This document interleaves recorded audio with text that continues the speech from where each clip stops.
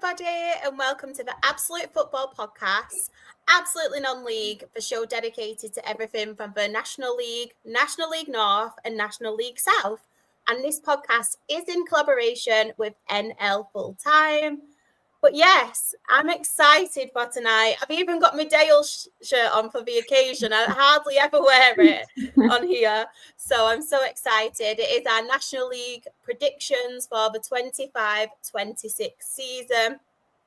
There is a lot of people, obviously, who have mentioned on Twitter about the Morecambe situation. We will be touching on that at the end of the show. So do not worry. We will be covering that.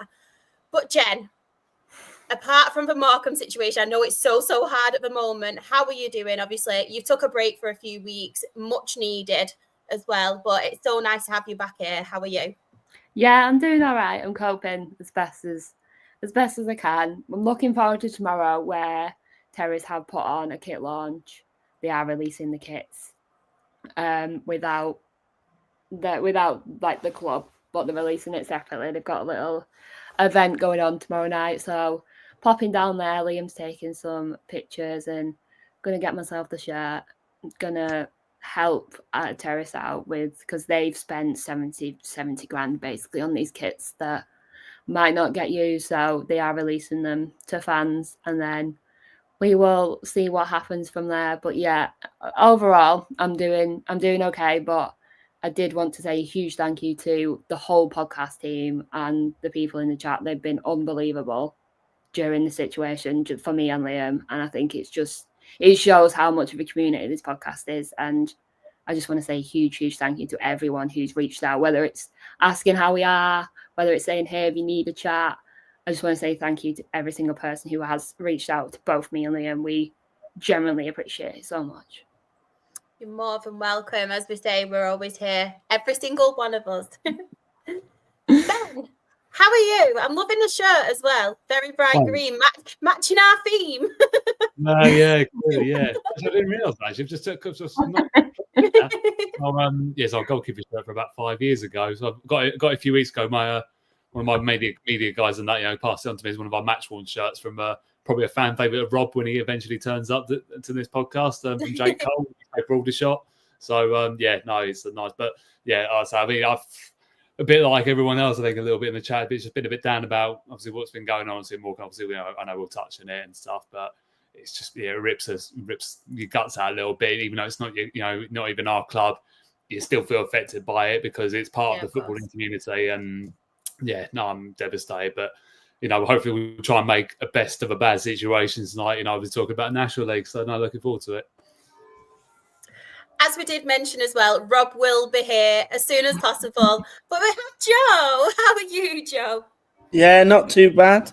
Only the start of the week, but already been fairly busy. Trying to finish off my predictions for the end of the week, which will be up.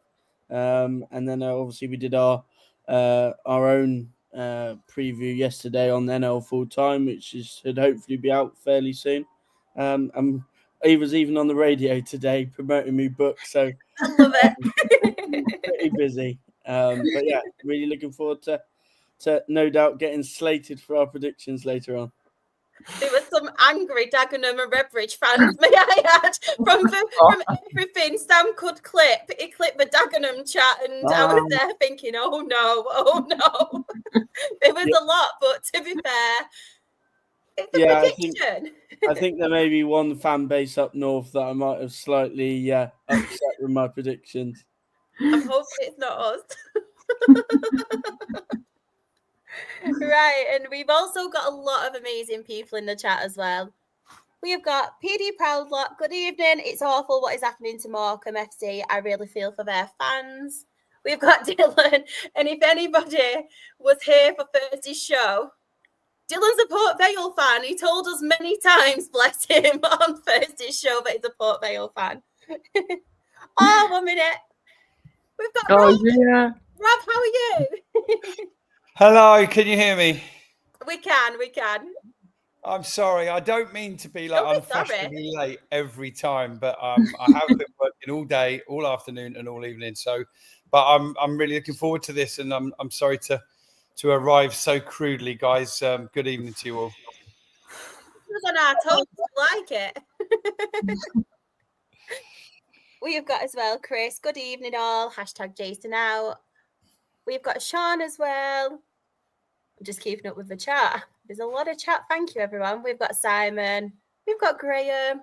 And remember, everybody, as well, please feel free to join in with the predictions. I know a lot of you did this last week, and I'll try my best to keep up with it because I had a nightmare last week, didn't I, Ben and Joe? I forgot to read everyone else's out. But yes, we do have a lot to get through. So we will start, and I think it's with the relegated teams first. So everyone in the chat, get yours at the ready as well. But Joe, we're actually starting with you tonight. So Enterprise National League relegated teams. You have gone for Morecambe, Wealdstone, Braintree Town and Scunthorpe United. Yeah, obviously, start with Morecambe. I hope that they're even playing to even make a prediction. So, obviously, yeah, I think, as I said on our preview yesterday, I think I've got to give respect to all the other 23 teams that, you know, they've had much better preparations than Morecambe, obviously, and we wish them well. Yeah, I mean, it was difficult, really. I didn't really want to put any of these teams in there. But I've gone with Wealdstone. I think of the teams down there, I think they're the one that have been sort of, use the phrase, circling the drain for a number of years. They keep finding a way to stay up, and the league gets harder and harder every year. And I think obviously now they've gone to Sam Cox, not as experienced a manager as Neil Gibson. They have actually made quite a few good signings that I actually like. Dylan Kadji being the pick of those. I think he's going to be a real star for them. But yeah, I think it's going to be difficult. Obviously, no Alex Reid last year or this year, who they had. So I think they will struggle. But in the same usual Wealdstone way, I'm sure they'll find a way to get out of it. And I hope they do, because I really enjoy my trips there. I've gone for Braintree. Looking at the squad at the moment as it stands, I think they've got one of the weakest, if not the weakest squad on paper. Obviously lost Cairo Lisby, who's gone to Peterborough. He was massive for them last year. And I said on our preview yesterday with the NL full time that he actually won 9 points for Braintree by himself with his goals. And if he'd have taken that off, they'd have gone down. So, yeah, I haven't seen the quality come in to replace him. They've taken quite a few gambles on players from a lower level. And the squad's just not big enough, especially now with 7 subs. Most teams have got a pretty decent squad. Certainly, we'll obviously come on to talk about the likes of York, etc. You make loads of changes, and Braintree just don't have that luxury, and I think they will struggle. And then the one I suppose I'll get a little bit of hate for, perhaps. There's a lot in the chat for you, Joe, at the minute. It's Scunthorpe. Yeah, bring it on. Scunthorpe. Obviously, of the 2 teams that came up from the National League North, they were the worst of the 2. Obviously, only went up via the playoffs. And they've lost a couple of key players. Lost, obviously, the goalkeeper in Ross Fitzsimmons. And they've also lost Maxim Kurigan and Michael Kelly from the defence as well. And the 2 teams who I perhaps were thinking about for that spot were Brackley and Truro. And I just think that out of those 3 teams, Scunthorpe have got the worst goalkeepers of those 3 teams. I think Truro have got Dan Lavercombe, who will do really well. And I think Brackley have got 2 good goalkeepers in Johnny Maxted and Cameron Gregory, who obviously was at Boston. I think Truro and Brackley will keep more clean sheets than Scunthorpe. And I can see why people would say they may finish mid-table, because they have got a couple of players in their squad who are good players. You'd imagine if Callum Roberts can stay fit for 46 games, he will be a very, very good player. But, you know, he picks up injuries, and I'm always hesitant to back teams who've got key players who can't stay fit. So I hope he stays fit, because he's a wonderful player and he's great to watch. But yeah, and obviously the manager as well, Andy Butler. Obviously, he got promoted last year, but I don't really put much value in that for him, because he had a squad much better than the level. And the likes of Truro, who I've backed to stay up, have got a better manager, more experience. So that's my picks. I know that Scunthorpe pick we're going to get a lot of hate, but unfortunately, 4 teams have got to go down. Exactly. You justified why as well. So everyone in the chat, there you go, mic drop. Before we move on to the next slide, before I forget, Chris is in the chat. He's put relegated Braintree Town, Morecambe, Brackley Town, and Wealdstone. Luke has put Truro, Brackley, Wealdstone, Morecambe, and Johnny has put as well relegated teams: Wealdstone, Tamworth, Truro, and Braintree. Yay, no Morecambe, Jen, in that one. I said to Liam before I came on, I was like, I'm just predicting that everyone's going to put us in the bottom 4. We've got literally like 4 players, so it's fine. It's massively with good reason and massively with respect. Yeah. Sean, stating the obvious. I'm predicting 4 teams to go down, but don't know who. That's about as much ball knowledge as I know. Yeah. Fair enough. At least you commented though. Thanks, Sean. So next up, we have you, Ben. Relegated teams. We have Truro, Brackley Town, Wealdstone, and Woking.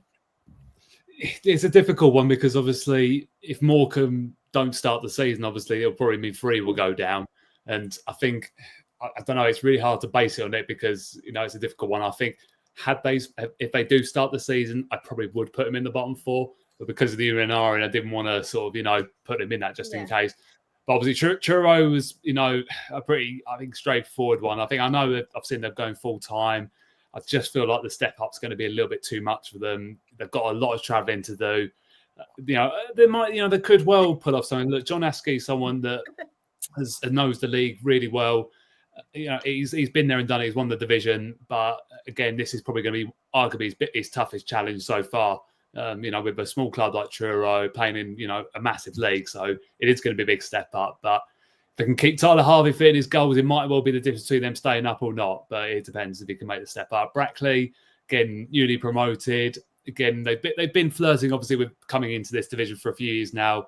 Whether it's a case of can they adapt to it very quickly, I'm not sure. It's a difficult one. I always think the promoted team is always the most likely to struggle, particularly in the step up from National North or South to National League, because it is such a huge gap, I find, and they might well struggle. Wealdstone, as Joe was saying, they've been flirting with it, for the last few years, and there may be one faith they might have in Sam Cox, the fact that obviously I know he came in remaining weeks a couple of years ago when they managed to stay up, sort of pull off the escape. They beat Dorking 4-2 after being 2-0 down, and sort of thought they might have gone on and built something under him. But obviously they didn't want to keep him, so maybe him going in could well spark something, but I just feel with the quality of their squad, I just don't feel like they're going to have enough to do. And Woking was probably the biggest surprise, to be fair. I think, it was actually probably the hardest one because, Neil Hardy, to be fair, look, he's an established manager. He got a massive reaction out of those players in the second half of the season. I just look at some of their signings. I mean, bringing the likes of, I think it's Jake Hyde's come back, and I think he's probably at the age now where I think he's probably not going to be able to manage it at this level. I mean, I've watched him a few times in the National South, and I just didn't think he was quite up to the marker there. So to him go back into the National League, he might struggle. Obviously, they brought back a fan's favourite in Craig Ross from Maidenhead, someone that knows the club inside out. It is a difficult one, and I probably, that's probably the surprise package, I guess, in the relegated teams of the 4. But I just feel like that they might well be down there this year. Between probably them or Braintree, to be fair, but I don't know. Woking have suffered that relegation before. Like I said, no one's too big for this league, and maybe it might be the big surprise, and everyone's probably thinking I'm going mental for it. But that's the one, and I dealt with when I was going for it. Yeah, sorry, Dan. It's nothing personal. Don't worry. I'm just delighted that Ben's picked Woking because now no one remembers my Scunthorpe pick. Someone's got a throw crazy one out there, haven't they? Yeah. Before we move on, non-league reviewers put his predictions are Wealdstone, Truro, Braintree, and Morecambe. Right, who's in the hot seat next?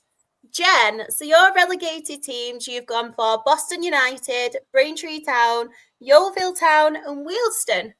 Yeah, it's a bit of a rogue one. I don't know National League as much as everyone else, obviously, because we've come down.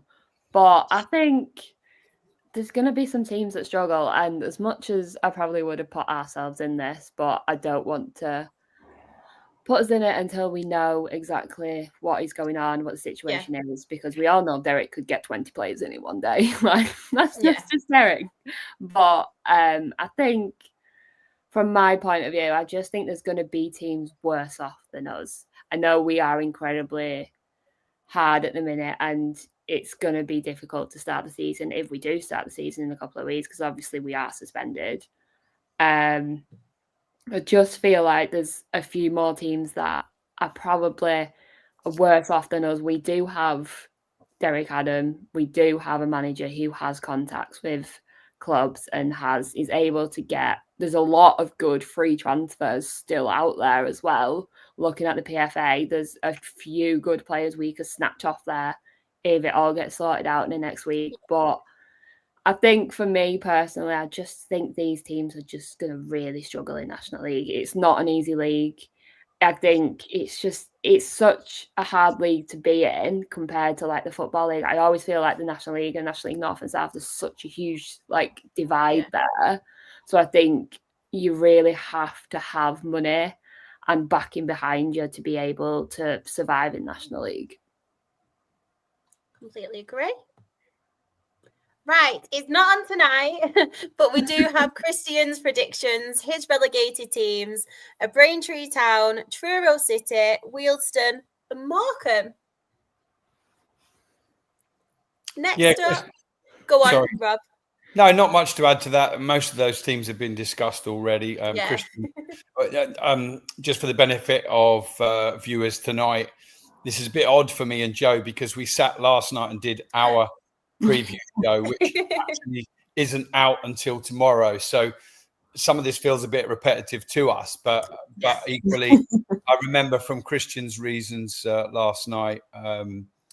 You know, he picked Morecambe with the same heavy heart that me and Joe did, and for the same reasons why.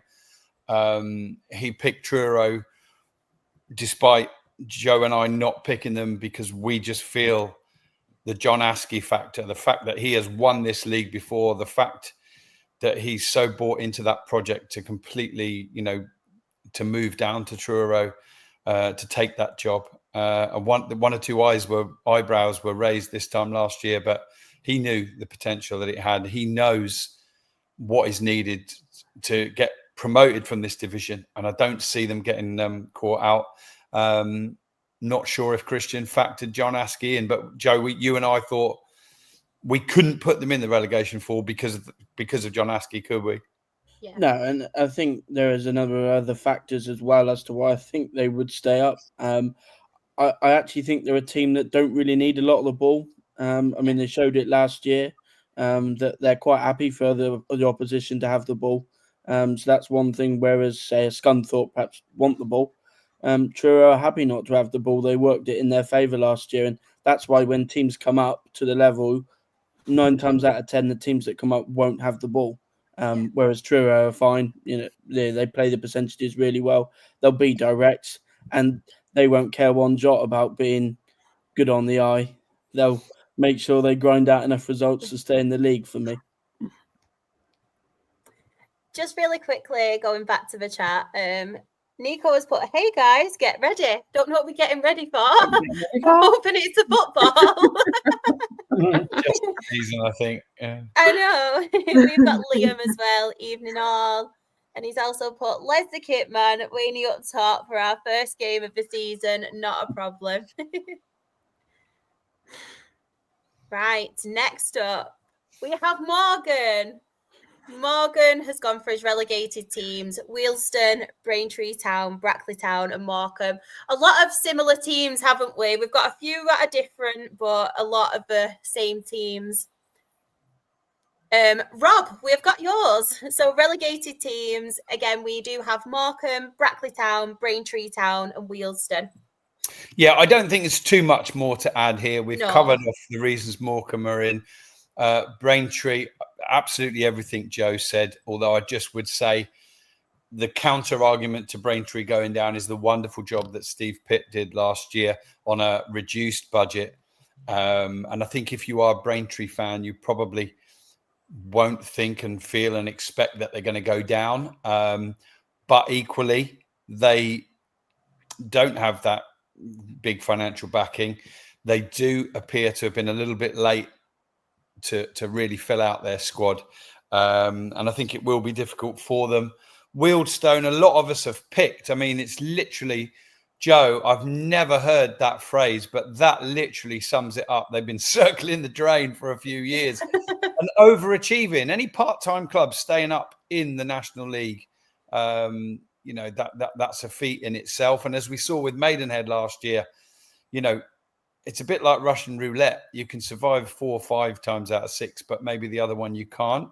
And it is difficult finding 4 teams. The one I feel I should probably justify with a bit of fresh kind of input is Brackley Town.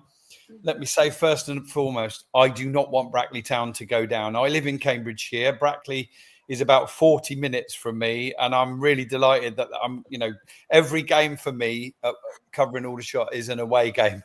It's a 200-mile round trip home game, so I don't want you to go down, Brackley Town. My reasons are based on one of the smaller squads in the National League, and it's brutal, this league. It's absolutely brutal. Boreham Wood somehow got through a couple of seasons with 19, 20 players. I don't know how they did it. But the other thing about Brackley, it could be their strength, but it could also be their weakness. They have a huge amount of experience. Now, experience also comes with age. There's a lot of older players. They've got one of the highest average age in the National League this year. And Joe often talks about this. More and more pace is a big factor in this league. So I don't know which way it's going to go, but I think the smaller squad and the potential for injury, particularly with older players, could cost Brackley in the long run. But I hope they stay up. And Jen, I really, really hope, first and foremost, Morecambe get the ball rolling this season.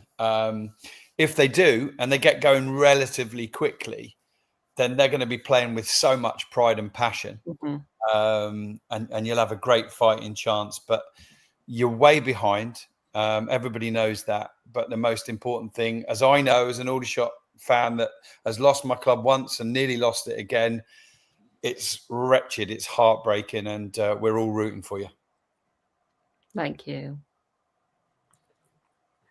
We have got in the chat, we've got Drita, part of our lower league team. She has put evening all, hope everyone is well today.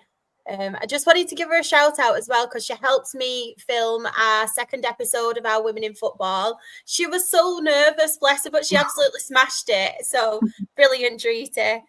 Also, Rob, I'm going to switch you and me because I feel really rude because I'm putting the comments over your head and I don't like it. I'd rather them be over my head. So I do apologise for that. As I was doing it, I felt really rude. I just thank whoever, it's probably Sam or it might be you, for the lovely filter on my photo. I mean, loving that. I'm loving that tan. I don't think I can't remember looking like that in the last year, but hey, I'll take that.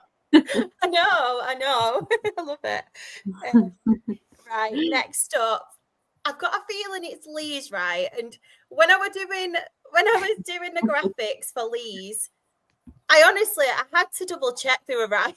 Bless him, he's got some rogue ones. So they've all got Jim Bentley. They've all got Jim Bentley in charge. So Lee's relegated teams, he's gone from. I hope Luke isn't in the chat. He's gone Gateshead, Brackley Town, Truro City, and Woking. I mean, he's not on now, but Gateshead? Yeah, I mean, I can see why he's potentially gone for Gateshead. Yeah. I personally don't think they'll go down. I think they'll have more than enough to be sort of mid-table. They have signed some really good players, the likes of Dom Telford, Harry Chapman, a couple of players. If they can keep them fit, they should have enough. Yes, they've lost a couple of key players, obviously Greg Ollie, Luke Hannon. It looks like they may lose Jovan Malcolm before the start of the season as well. But they've got a good squad there. And one thing that Gateshead always do is they always attract really well because they always play a fairly decent brand of football. And ultimately that is a good seller for clubs. So, yeah, I think they'll have more than enough to start. Even though they keep having stuff thrown at them, they always find a way of dealing with it. And that's quite a useful thing to have as a club, I suppose. Same way that Wealdstone always find a way. So, yeah, I think Gateshead will have enough. Shah, just a quick point on Woking, and I think it should very much come from an Aldershot Town fan. I don't see it. I know 2 people have predicted them to go down, and everybody is entitled to their opinion. I don't see it. Here's the reason why. Neil Ardley. He's shown twice now he can go into a side that's struggling at the bottom end and absolutely do what's needed to stay up. Yeah, they probably drew too many games, out of the long run they went on where they barely lost any, but he more than kept them up. I think he signed fairly well, and I don't really see them even being in the bottom 6 or 7 all season, to be honest. I actually think they're a slight dark horse to push for the playoffs. I think I've got them around about 12 myself, but it's interesting. I think a lot of teams are coming up again and again and again. And the 2 most controversial ones I've seen on all these slides are Woking and Scunthorpe. And for that matter, I don't think Scunthorpe will be in any serious danger. But I love the way that Joe owns his predictions. Me too. It was a proper mic drop moment. Yeah. I just needed us all to be like that and clap. Luke has put, not surprised there. Everyone is putting us in relegation, but yet again, we always prove people wrong. Completely agree.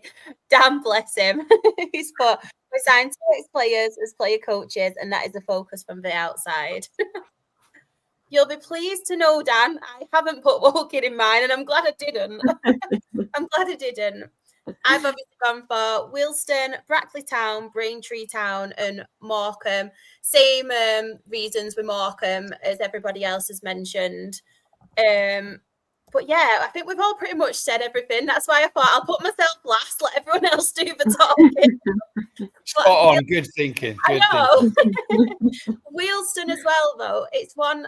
I love Wealdstone coming to Rochdale. They have a really good, the group of fans that always come up.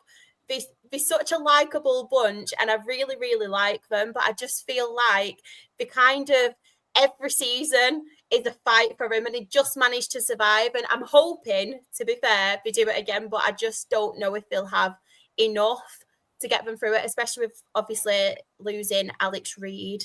Go on, sorry, Joe. The one thing I would add on Wealdstone, and Rob obviously said that, one thing that I'm big on is certainly, increasingly so, is pace and power. That's one thing that I actually think they've done really, really well with their recruitment this summer, is they've been able to bring in players that are quick and fairly powerful, the likes of Tienzo at left wing back, Saka-san, who did really well lower down. And they also signed Nathan Shakuna, who I'm really looking forward to see. Didn't really hit the heights he would have expected at Eastleigh, but that if I was making a case for them to stay up, that's probably why I would put my money on them to stay up. Dan in a chat as well as put, you don't have to name the player either, by the way. Don't want to get him into trouble. He knows the Wealdstone player and there's fear there. And I think he's happy. Fear of what, though? Fear of Sam Cox, fear of relegation. Yeah. Is that how you read it? Fear that they're worried that they're not going to be strong enough. Is that basically it? Yeah, I feel like it. Elaborate, Dan, but don't get yourself into trouble or the player. We don't want that to happen. But yeah, Brackley Town and Braintree Town, obviously similar reasons to everybody else. But yeah, that's mine. So playoffs. Your playoff predictions, Joe. Southend United, Rochdale, Sutton United, Forest Green Rovers, Carlisle United, and Hartlepool United. A lot of Uniteds in there, isn't there? A lot of United, yeah. And the order that you've actually done it is, I think, the order, not that they'll finish, but with Southend, the likely team to win the playoffs if they get there. Just because obviously they got to the final last year. Yeah. They've retained pretty well, and they've added smartly as well. Sam Austin is probably going to be their best player this year for me. Real pickup from Notts County. Rochdale, yeah, your team. I think they must have been listening to a lot of Absolute Football Pod, because they've become a little bit nasty overnight, which I like. I said I wanted to see them be a bit meaner. and they've certainly gone out and added players that are perhaps more physical or can play a little bit more direct. They've made some really smart signings. I'm interested to see how it works up front because Desiree is a really good player. Likewise, obviously, someone that Ben will know in Levi Amanchi. I imagine that both of those will be pushing to play with Devante Rodney. But both Amanchi and Desiree thrive on crosses, which Rochdale don't really do. They look to try and play through, but they've really, strengthened on last year. Sutton, they're my sort of wild card, and I didn't have them in to begin with. But I was saying all of last year, watch out for Sutton next year. So I had to go back on my prediction and put them in there. They've made quite a few signings from teams in the league below, but they've also signed a couple of players from the league below that I think should be perhaps playing higher. Ken Critchlow was brilliant at Chelmsford. A little bit surprised he didn't get an EFL move, but I'm really excited to see him. They retained pretty well. They lost Topolodge and obviously Will Davis, but I think there's enough goals in their side to replace him. And I think they adjusted pretty well to the National League last year, so are set to improve on that. Forest Green, we talked about Andy Carroll being sort of the headline act of the South, and I think Forest Green will be that with Robbie Savage. I'm interested to see how they set up. I think Robbie Savage has already said they're going to try and score a lot of goals and be a little bit more good on the eye, which they perhaps weren't last year under Steve Cottrell. But they've added smartly and they've got really good backing from Dale Vince. So you'd imagine that if they're there or thereabouts midway through the season, they'll be able to add to ensure that they stay there. And they haven't lost any of their key players. I think most people expected Carl McAllister to leave, but he's stayed. So I expect them to be strong. Carlisle are the ones that obviously have massive ambition and massive expectation. Obviously gone out and basically handpicked who they want from everybody else. Regan Linney being the key one, obviously from Altrincham. I think most people expected him to go to the Football League. So the fact they've already got good strikers and added Regan Linney is a bit of luxuries that other teams perhaps don't have. Obviously got lots of experience. Mark Hughes, good manager as well.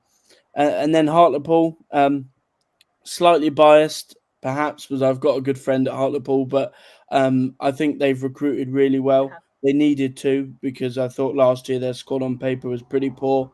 But they've added, again, pace and power, especially at the back.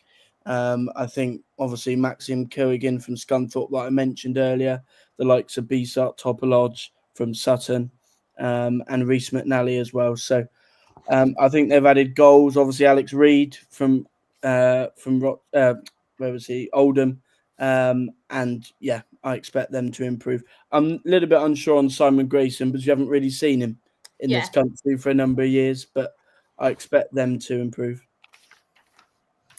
Can we all, just going back to Forest Green, does anybody else think that their kit might work in favour? Because I looked at it and I thought, wow, that's going to hurt my eyes when we play Forest Green. I'm going to have to bring my sunglasses or something because it's different, isn't it? It's very bright. Like, if I was a fan of Forest Green, I don't think I could wear the shirt and walk around in it. Like, there's bright and then there's bright. Like, fair play for him for doing it, but it's pretty garish anyway. But when the top bit is black against that, it doesn't work for me at all. But there you go. By the way, Shah, is Joe going first on everything because he's nicking all the points? So we're going to have no mate. It's Joe talking throughout this podcast today. Do you know what? It's more so I don't have to say anything. I thought I'll put Joe first. He can carry the pod. No pressure, Joe.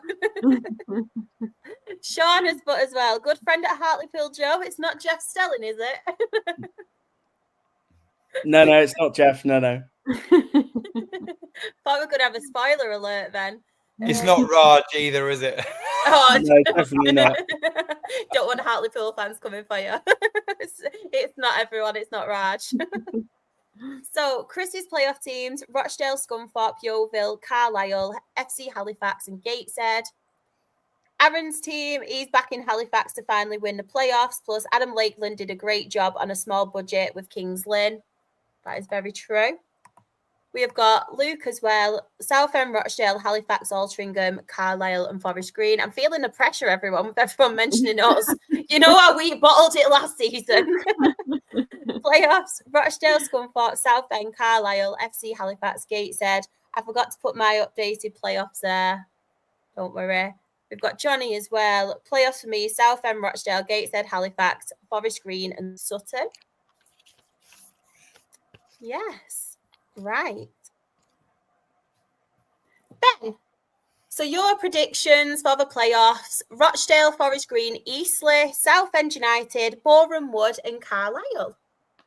I mean, we've already covered the points, I think, on, like I say, the first two, definitely. I think so I could probably elaborate on one of them a bit later on. But like Eastleigh, I think they've recruited really well over the summer, even just starting right from the back, bringing Nick Townsend from the Football League from Newport, like excellent goalkeeper, seen what he can do, particularly in big games as well in the FA Cup. I've seen over a few years. They've got obviously now two players that I'm very familiar with in Temil Wecker and Aaron Blair, who, as a duo, I think will cause a lot of teams damage and cause a lot of surprise, I think, to people.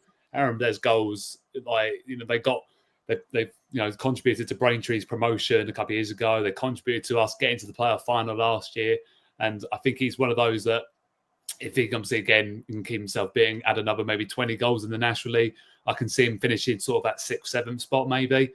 I think they're not really, they're one of those sides that have been talked about a lot, to be fair, and which is a little bit surprising because I generally think that the squad they've got now is more than capable of sneaking into those places. I get probably maybe why some people wouldn't go for them, because they obviously, I think, as Sam always says when he comes on here, it's like they have their brilliant spell, like up to Christmas, they're right in the mix, and then about sort of February, March time, they just drop completely off a cliff, and they're like 15th place or something. So they would be there. Boreham Wood, I can just see him like carry on that momentum from last year. We said plenty of times in this podcast that they shouldn't even been down in the National South last year with that squad they had. They were far too good to go down for me, in terms of that caliber of players. And, the players they brought in, I think, are going to help massively. They've got players as well that, I guess they're untried a little bit at this level, but they haven't really been given an opportunity. The likes of, your John Bentons, Matt Rush as well. They sort of need games and that sort of thing. And if I can get games in that National League and contribute to goals, there's a lot of creativity in that side.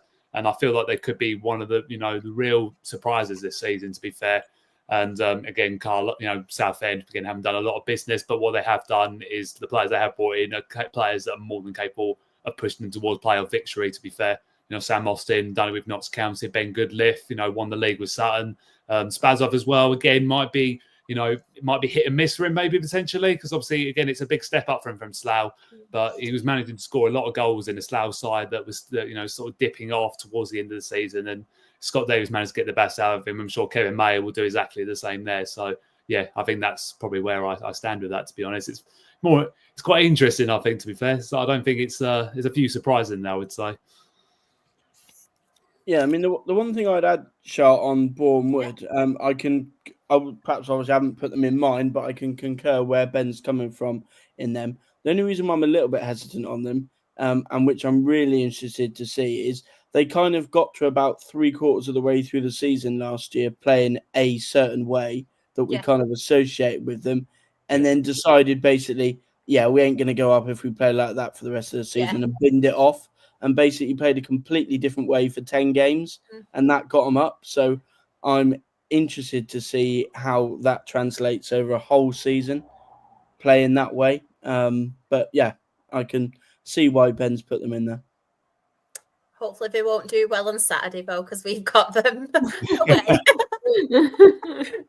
Hopefully. Charles, just a quick point on Boreham Wood, because they're not in mine either. I think, when we're doing these relegation predictions, I think that's a really good one to keep in mind, that aside, with the experience and the quality that they had, and a manager who's got undoubted qualities as well, they actually were, they found themselves going down 2 years ago. Yeah. Dorking went down as well, with a good side. And And so it's really, really fine margins. And if you get on a bad run, anyone can find themselves in a sticky spot. So, it's difficult for all of us to pick those sides, to drop into the relegation zone. But there's probably 12 or 13 teams in the league that could find themselves in that if, a spate of injuries as well, particularly if it's in one unit of the team. So Boreham Wood, I find really, really hard to predict. I've not got them in either end. I've actually got them even and out in the middle somewhere. But they are capable on their day of finishing in a playoff position. We know that. And they're also capable of going down.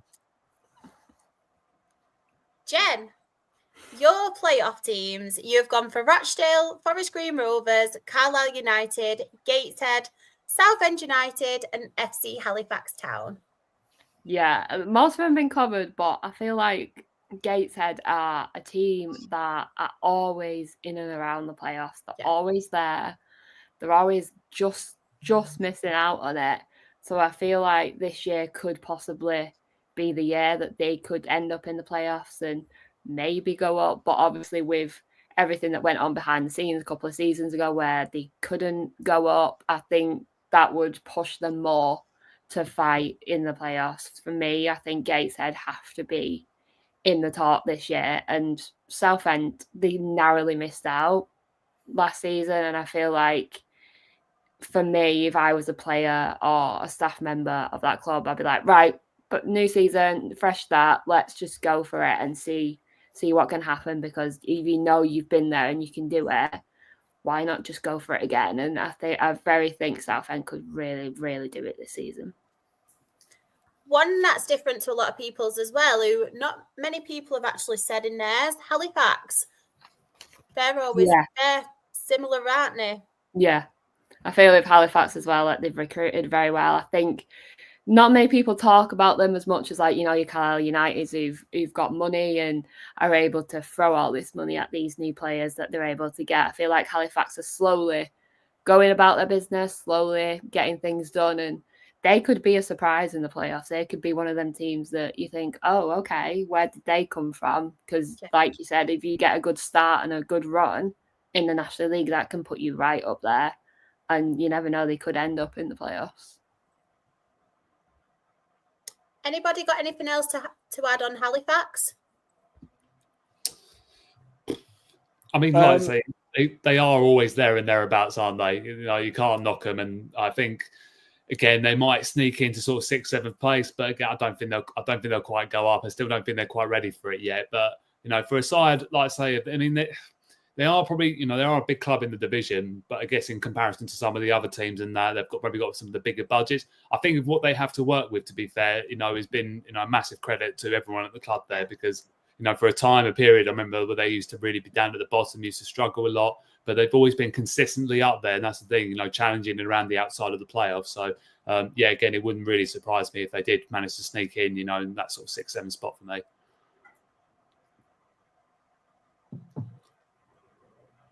My button's not pressing. Bear with me, guys. Having some technical difficulties.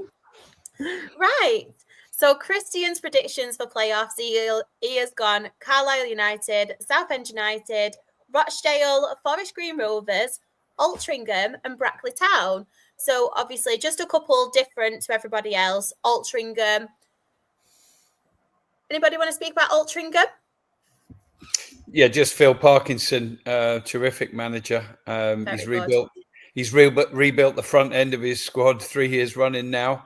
He's signed well again to try and replace the likes of Newby and Linney, and no doubt he'll have a well-respected team in that division, and they'll be in the top half, not the bottom. That's for sure. I think it'll be a real battle for them to make the playoffs, but they'll be in the hunt. Probably the most controversial pick of Christians there is Brackley Town. And when we did our own pod last night, it's the only team that from the 4 of us that did our predictions, one of us had got, or more than one of us, I think, had got them in the bottom 4, and one Christian had got them there. Now, I respect Christian's opinion. He's been in the National League North with Brackley quite a lot, with Boston for a number of years. And he knows how mean they are, what a difficult place it is to go. He knows how good those experienced players are. But for me, if Brackley Town were to finish in the top 7, I think that would be on a par with Tamworth finishing 10th last year. Yeah. That's the level of surprise that would be for me. Yeah, definitely. Right. Next up, we have Morgan's predictions. So very similar to everybody else, but just one that we've not mentioned before. So he's got Rochdale, Southend United, Carlisle United, Sutton United, Eastleigh, and Boston United. What are we thinking about that one? Joe, I'll come to you on Boston. Yeah, I think Christian chose the wrong day to knock me on, because I think he'd have been really happy with that one. Yeah, I mean, I think with Boston, obviously Graham Coughlin did a great job last year in keeping them up, but he's not really the manager, in my opinion, I think, that's able to go and coach football to the level of getting in the playoffs. I think if you want a manager that comes in and makes you difficult to beat and keeps you safe, I think your answer is Graham Coughlin. If you want a manager that's going to go and push you towards the top end of the division, it's not Graham Coughlin. So, yeah, I think they'll be fine. I think they'll be mid-table. They've taken a lot of gambles on youth in the summer, players straight out of academy football. And I think Christian was saying on our own preview yesterday that Jacob Hazel's out through injury, and they're putting a lot of reliance on Lionel John Lewis, who so far during pre-season has hardly played. So, yeah, I think potentially they could struggle to score goals, but I think they'll be mid-table. And another additional point, very relevant on Boston United. If people are looking, as Greenacres just said there in the chat, obviously Boston last year, horrendous first half of the season, unbelievable second. And it's natural and logical for perhaps people to think, oh, continuation of that. But a bit like Neil Ardley at Woking last year, that was the remit. Keep them up and make yourself hard to beat. Now, they did it extremely well and they won a lot of games. But Graham Coughlin, I wouldn't knock his ambition. If he wanted to do the same again, he'd have kept more players. But he's actually only kept 8 players from last season. That's one of the lowest amounts of players retained within the division. So he's clearly aiming for bigger and better things. But it's not proven yet. It's a little bit unknown. They've largely struggled to score goals in pre-season. They did play a Sheffield United under 21-23s team at the weekend and pumped them by 6. And I think that's given everybody a little bit of a lift. But they're very much an unknown quantity, Boston. I don't think they'll challenge the playoffs at all. And I think they need a better start for sure. Because they could. I didn't put them on my bottom 4, but if they don't get it right, they could be in a battle.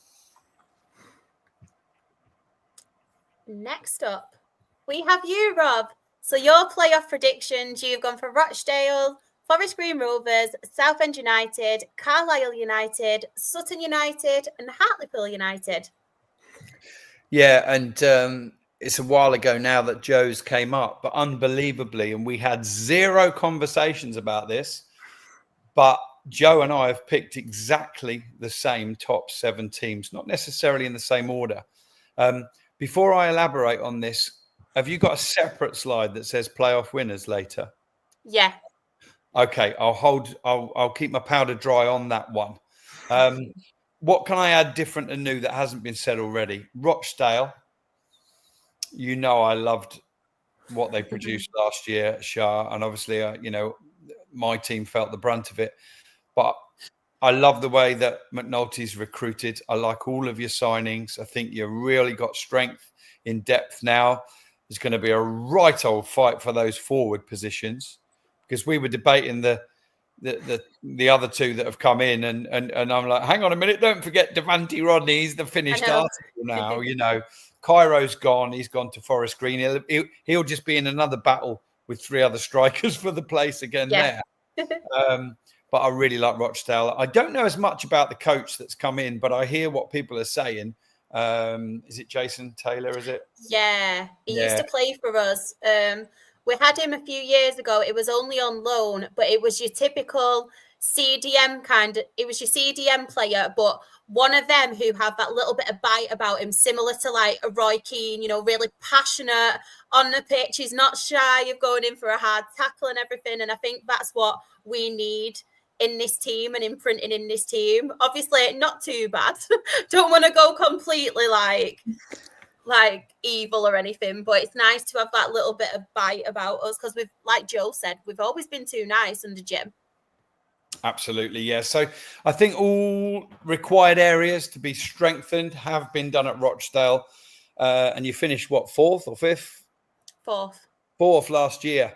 So, I mean, don't underestimate that improvement from 4th to 2nd or 1st is every bit as much as perhaps the improvement that York showed to get from 20th, up to 2nd last year is huge, really.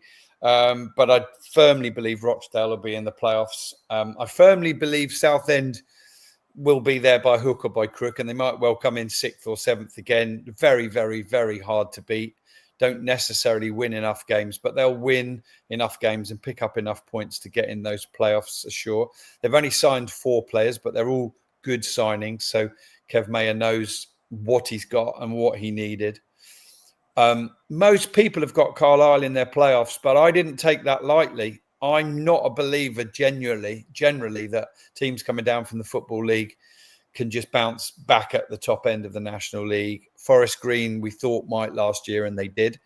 And I think Carlisle might for a number of reasons. Obviously, a very, probably the most experienced manager in the National League, but not at this level. So that's the unknown quantity there with Mark Hughes. They've got a big squad. They've got the 2nd biggest squad, I believe, going into the new season. I think there'll be a difficult place to go. They'll have a really good home record, and I think they'll have more than enough to get in the playoffs. My question mark about Carlisle is that they've kept 20 players from a relegated side. However, the last team that kept that many, and I questioned it before the start of that season, was Grimsby. And they went straight back up via the playoffs. Those 5 were pretty nailed on for me, the other team that's not on there, and those 4. And then Sutton and Hartlepool were my picks, kind of 2 from 5, 2 from 6. I think Sutton have strengthened quite well. I won't go through the players, but they've strengthened quite well. And I think Joe and I disagree on this, but I think they slightly underachieved. They expected a bit higher than 12th last year. They've got a great chance to finish higher this. And Hartlepool United is surprised me that I was putting them down, but you've only got to look at the players that they've bought in. And for all the stick Raj Singh has got, he's splashed the cash. He's bought in some good names, some decent players. And on par, if they're on par, Hartlepool, they could and should finish in the top 7 now. They may just scrape in, but they do need a good start. Hartlepool is one of those clubs where when the negativity creeps in, it can all get a bit toxic, can't it? And it can all fall apart and it can all feel a little bit hopeless. But there you go. That's my justification. Hopefully I made a few points that others haven't made. But I feel for everybody's going after me. You'll get away lightly again, Shah, won't you? You're not going to have to. Do you know what? Come to think of it, I think I've got exactly the same teams as well. So I think you've just covered mine as well, Rob. I might change it up though. The next one, I might do it backwards, so you will have to bear with me for the slides. I might change it up a little bit. Yeah, you'll have to bear with me though because it'll be a bit of a nightmare. Yes, Lee didn't send me his playoff team, so it is straight to mine. So I have gone for as well Carlisle United, Southend United, then I've gone for us, Rochdale, Forest Green Rovers, Sutton United, and Hartlepool United. Well, there you go. Me, you, and all the same. Exactly. I don't really want to get into Rochdale just yet because, spoiler alert, I couldn't come onto a podcast and not back my team. I'm sorry. So I have given a spoiler alert. So what I'm going to do is quickly go back to our faces. Right. So Spoiler alert. It was between two teams for me. So my playoff winner of the National League, I have gone for us. I was torn between us and Southend because I feel like with Southend, we've seen what they can do last season and it came so close. But I could not come on here and not back Jim and the lads because I feel like they have done this summer, this transfer window, what we all wanted them to do and what I came on and moaned about countless times on this pod. I'll start with the backroom staff, obviously. We have mentioned it a couple of times, but not only have they added Jason Taylor, they've also added Matty Doan, who's an ex-Rochdale player, very good attacking late as well. So I feel like going forward, he'll be able to add his attributes to that. Obviously, Jason Taylor, as I mentioned, brings that little bit of bite, as well as Josh Lillis, who we already did have ex-Rochdale as our goalkeeping coach. 3 people who Jim McNulty really does trust. So that's amazing. The players, to be honest, we didn't lose that many players this summer. I know Kyle Ferguson's obviously gone to Yeovil now. Finlay Armstrong has gone playing for a team in Ireland, but with the money that we did get for Finlay, we also bought Casey Petit, who I am telling you right now, please, please, please watch and keep an eye on that guy, because what we have seen in pre-season from him, I don't think it's going to be smooth sailing for Ryan East and Harvey Gilmore getting their first place. I think he will challenge them. I really do. Some of the quality he has for such a young player is unbelievable. So that is my one to watch. It's one of them with us this season as well. I feel like we have got competition all around the field now, whether it be Toby Adebayo Rowling and Taryn Alarakia. We saw a lot of them last season. We've then got Dan Moss, who can compete for that place, who's looked pretty good when I've seen him. Also, at the back, you've got Ebanks Landell, you've got Liam Hogan, who are fighting for the places. You've obviously got Kyron Gordon, Sam Beckwith. As I've mentioned in midfield, we've got Ryan East, Harvey Gilmore, Liam Humbles, Casey Petit. We've then got Joe Pritchard as well. I must say, he looks so good in pre-season and just a player that we've been missing.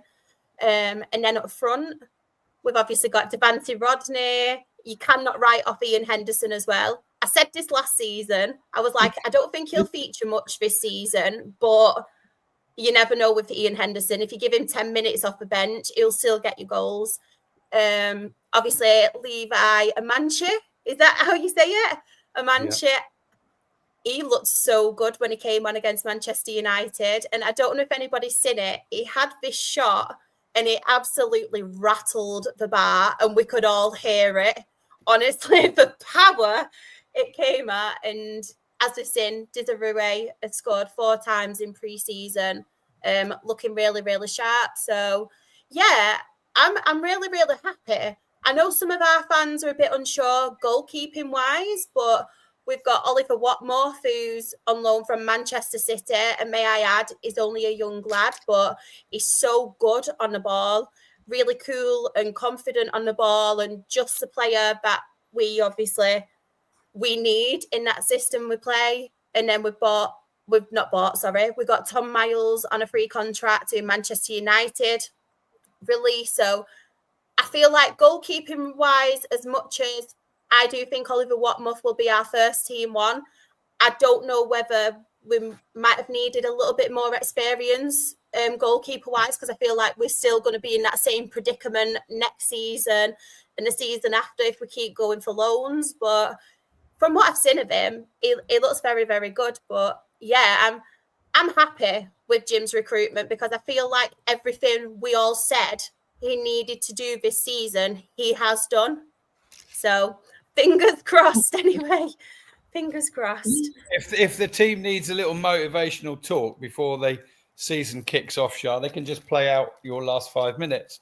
And they're like, because, you know, I think even now you've convinced me. I've got them down to the playoff, but I do, and we'll come to who we've predicted, but I do think if there's a team that can find it in them to challenge the obvious title, the team going for the title, then it might well be your side. I'm just hoping that we've learned a lot from the mistakes last year, and Jim has also learned from his tweaks he did last year, because a lot of the games where he went defensively, we kind of lost them in the big games and the mentality thing. But that's why I'm hoping he brought these backroom staff in to help him, because we all need to realise as well, Jim McNulty's still learning at the end of the day, isn't he? And I think that's one thing a lot of people don't remember, because he's just been put in as a manager, whether it be interim and stuff, and he's still like learning himself. So yeah, he's going to make mistakes at the end of the day, but hopefully, fingers crossed, he's learned.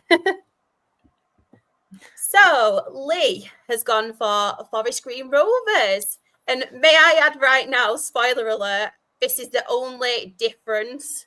There's three teams who have been picked in the playoffs. One of them I've said, one of them Lee said, and there's another team, and everybody has got like similar in this one for playoff winners. But yeah, Forest Green Rovers, they could do it, to be fair, couldn't they? Like, it's just a bit of an unknown quantity under Savage, isn't it? I mean, they're obviously well back. They've obviously still got some good players from last year. They brought in 3 impressive young players from Macclesfield, but that's an unknown. Will they settle in at this level? Will they be good enough at this level? How much tinkering will he do? He's determined to play on the front foot. Yeah, he might end up being one of those kind of we'll score more than you scenarios. But, you know, as I know with my own side, and I love it. I love the entertainment I get watching my own side. But you never know. You know, some weeks that can come off and you win 5-2. Another week you lose 4-3. So, yeah, fair play to Lee for going for someone different to the other two, which I think most of us have gone for, haven't we? Yeah, right. Spoiler alert, those are the 3 teams. So, Rob, you predicted as your playoff winners Southend United. Yeah, quite simple, really. In positions, I've got Rochdale finishing second. But Southend, for me, as long as they finish in that top 7, are going to be spurred on by last year. They're going to have the benefit of the experience of last year. I think Joe and I have talked about this. They were mightily close at Wembley. And the National League has a habit of teams who've just missed out at Wembley then prevail in the following season or the season after. They are a much more together club now on and off the pitch. There's a huge feeling. That feeling was there. It was evident at Wembley. The reception they got from their fans, and they would have been a bitterly, bitterly disappointing day, because there were long periods in that game where it looked like Southend were going up to the Football League, and in the end they had to bite the bullet. And it was Oldham's year, wasn't it? But for me, if they can just negotiate their way into the top 7, I think they'll then be the favourites in the playoffs, because they're very, very hard to beat, because I think they want it. I think they need it more perhaps than any other team. And that's why I think they might just come through. You know, to be frank about it, for Rochdale to go up, Shah, you might have to beat the unbeatable that nobody's mentioned yet. So I'm presuming everyone's gone for them to be champions. No, we didn't do well that last season either. We got battered, and poor Sam Waller, that's where his injury came from against York. I just wanted to acknowledge this as well. Junior has messaged and saying that he's watching from Brazil, and he's also put huge fan of the 5th and 6th tier. So hello, welcome. I think he meant to say hi guys, not hi lads. He wasn't leaving you in. Oh, don't worry. I don't mind. I think all works. Yeah, definitely. We won't go into that on here, though. No. So, Morgan's predictions for playoff winner, he's gone Southend United as well. I like this one. Christian's predictions, he's gone for playoff winner, Rochdale. Jen's prediction, playoff winner Rochdale. I promise I will pay you all. Pay you all after this pod, like Joe last week. Jen, how come you went for Rochdale? I just think the recruitment this year has been so good. Like, we've talked about it last season where Jim needed to be a bit more like Derek, a bit more feisty and getting a few sending offs the pitch. Not saying he needs to like send himself off the pitch. That's just Derek and his Scottish. Not saying he should do that. But we've talked about how he needs to be more feisty, and now he's got the backroom staff to help him. And we've talked about him being like an intern manager and stuff. He's going to be learning on the job. But I just think from a footballing fan point of view, the recruitment has been incredible. You've obviously got Dave Tatonda from us, incredible player. It was fantastic for us last season. So you've got an absolute great football, but even great person. He's always there for everyone. He stops around the fans and takes pictures. He's a great, great guy.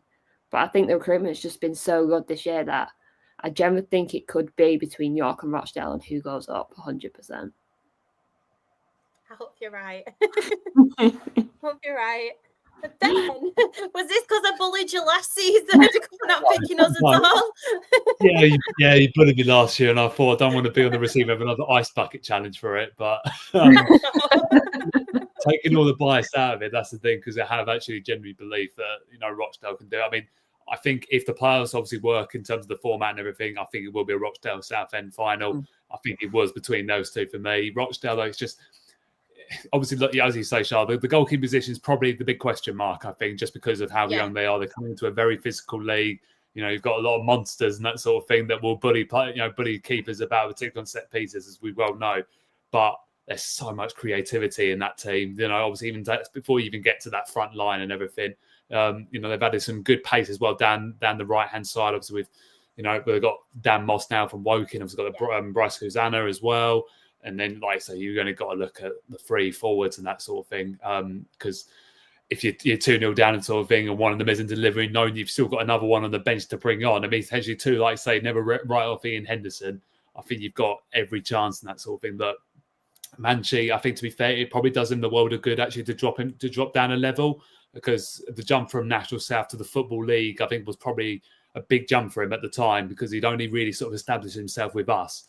Obviously, getting 20 goals before the end of November, obviously just for the pinnacle of our FA Cup run, and then obviously got moved to Bromley, got left on the bench quite a lot. But as Joe was saying earlier about the way Rochdale play, and I think it does maybe signify that Jim wants to change it up slightly and maybe, like say, go for the wide areas more and get more crosses in rather than try and play it through the middle. Because people like Desiree and Amanchi, they thrive on those balls going to the box, particularly from set pieces.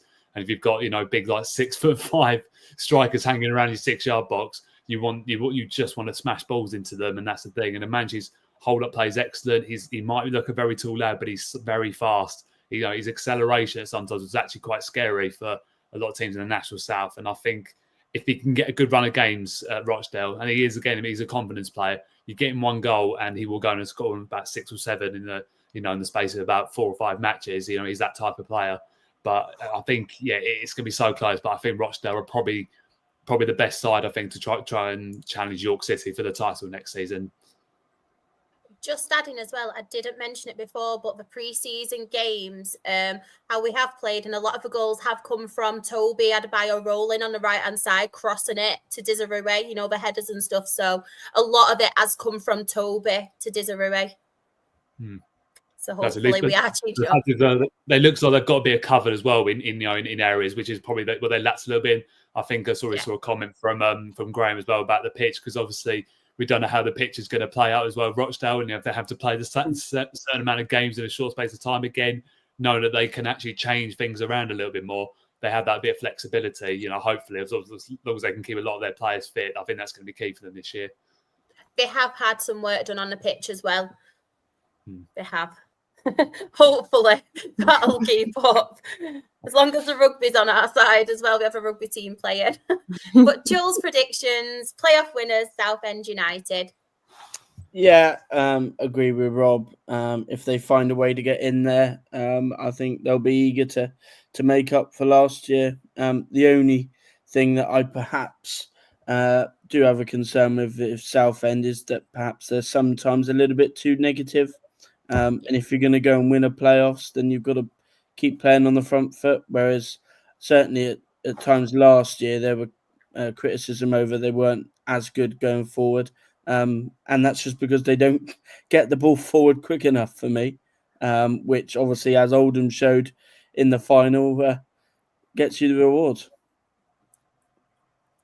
Just quickly going to the chat, Chris has put playoff winner Southend. He's all done. Playoff winner Southend from Luke. And then Johnny's put Rochdale. I tell you what, that's going to be a hard day if it's Wembley for me, isn't it? I hope the Southend fans still like me.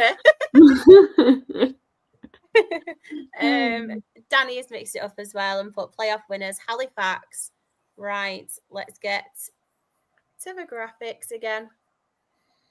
So champions for you, Joe. You have gone for York City. It's going to be quite familiar, this team. Yeah, I mean, I won't steal everybody else's thunder and say the good bits about them. I'll perhaps sum up why I think potentially they don't win it. I think they've got obviously a massive squad. I know Rob does the calculations on the squad sizes. I imagine they've probably got the biggest in the league, or one of the biggest. 32, 33. Yeah. Which can be very difficult for a manager to keep everybody happy. Obviously the expectation, I think, will again play a factor. I think everybody will have them as their title winners because they are the overwhelming standout pick, given the quality that they have. The other thing which I think could hamper them, and I really hope they don't do it, is can we stop playing wingers at fullback? Yeah. Yeah, I mean, I'm going to start a petition of that. Can we stop playing wingers at fullback? Just sign fullbacks and play them at fullback. Obviously, they've signed Liam Kitchen this year, who's obviously a really good left back. And obviously, they've got a couple of good right backs as well. So, I mean, you could find a criticism in every team, but I think York City have got so many pluses against their name, then I think it's very difficult to go for anybody other than York. Everyone in the chat as well is agreeing and saying York. Someone. Come on, Danny, lad. What a guy. Everybody apart from Danny. Aaron's gone from Carlisle. Oh, I'm liking this change. Just not the podcast. Then, York City is champions. Again, a bit like Joe, I think the thing that doesn't win it for them is can they carry the huge pressure tag that is on them this year? Because obviously the expectation of the title race last year with Barnet, they would be expected to be right up there, and that is going to be a big task for them. Don't get me wrong. Let's say they've recruited superbly and brought in players that have won this division, players that are probably the best at their level, and that's the thing is they've brought in players that any other team in the National League would love to have in their squad. That's the thing. And when they're able to loan out players of the likes of Jeff King and Cameron John out to clubs, knowing that that's how big their squad is, they can just go and put them out on loan until January. That tells you where they are at the moment. And I think obviously that the owners, everything like that, are probably going to be, probably see, under a lot of pressure. They will be very much, pouncing at the fact if they don't get off to a good start, it could turn a bit toxic there because they have the big expectation is they get, probably 6-7 wins in their opening 10 games at the very least, and probably only lose one if possible. They have got a lot to live up to in the division, but I just can't see how they don't win it, to be honest, with that squad they've got. And the football they play as well is absolutely exceptional. So, yeah, it's got to be them for me, York City. Jen, you've gone for York City as well as your champions. Anything else to add? I just think, like everyone said, I think them being so close last season, I feel like there's going to be so much pressure on them to do it, but I think they're going to be absolutely fine. And I think they generally could be going up this year. And it's so sad that they just missed out on it last season. Like, it's ridiculous how it's still only one team up automatically. It's something needs to change there because it's just not fair to these teams that are getting 100 points and not going up automatically. I think they'll be coming back with a fight, knowing that they was right there, and the champions have gone up. And now you look and think, okay, York were the second. Are they going to do it this year? Is this year their year? So I think for me, I think the pressure for them, bring it on, because they could be absolutely incredible under the pressure and just absolutely dominate the league. So I'm excited to see what they do and if they can do it this season. Christian's champions, he's also gone for York City. Morgan has also gone for York City. He's backing his team. Rob, anything else to add? Obviously, you've gone for York City as your champions. Yeah, I just checking while you guys were talking. Second biggest squad, just to confirm that. I've got actually Carlisle with 33 as the biggest squad, then York with 32 and Sutton with 31. But in fairness to York, of those 32, 4 of those players, because of, I guess, contractual situations, are out on loan elsewhere for the season. Dara O'Connor, a defender, he's up in Scotland at Falkirk. Cameron John is at Pools this season, obviously Rochdale last.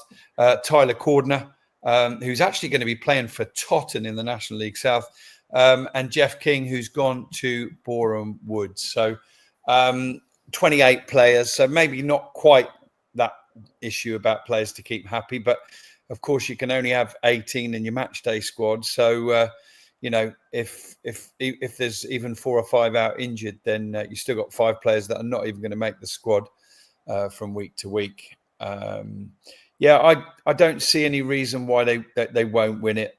I mean, I understand the slight concerns that the boys have pointed out.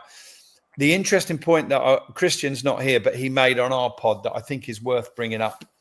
We thought, okay, if they're going to win it, how many points are they going to need to win it? You remember Dean Brennan last year actually targeting 100 points, and he got 101, and it was enough. Now, York City got 96 last season, but I think it's a valid point Christian made that, ironically, they could get less than that this season and still win the league. They might get 93, 94, and they might win. That might be enough, because outside of perhaps them, there's so many other teams that are just going to take points off each other, you know. So yeah, I mean, it's a shame in a way that we've all gone for the same team, but we're all using a bit of logic, aren't we? And all logic suggests that York City should win.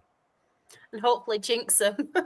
I'm joking. I'm joking, York fans, I promise. And Morgan, if you do catch up, I'm only joking. I think the main thing is for them as well, they've kept Ollie Pearce, haven't they? That was vital. That was vital for them.